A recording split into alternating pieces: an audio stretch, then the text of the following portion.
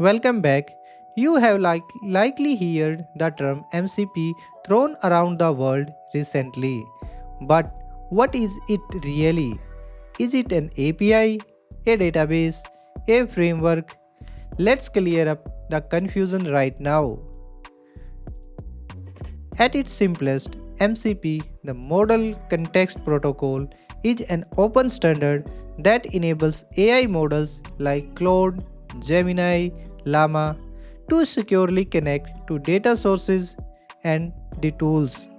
Think of it like a USB-C port for AI application. Before USB-C, we had different cables for power, data, display. Every device need a custom adapter. Same is happening with AI agent. MCP eliminates that mess for AI. Technically speaking, MCP is client-server protocol. You have host, that is your AI application like Cloud Desktop app or an IDE like Cursor, VS Code. You have a server, that is lightweight program that sit on top of your data. Let's say the Postgres database APIs, your Slack APIs, or your external APIs. And third is MCP is the protocols they use to talk to each other. It standardizes three things. First, context.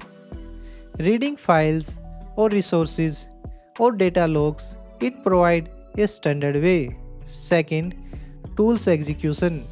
When you need to execute some of the action like running a code or querying a database, it provides tools. Third, prompts.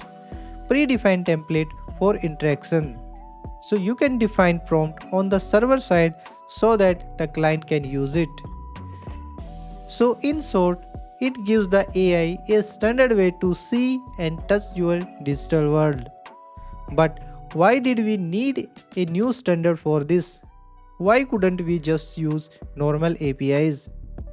That is exactly we focus in our next lesson. What problem MCP solves?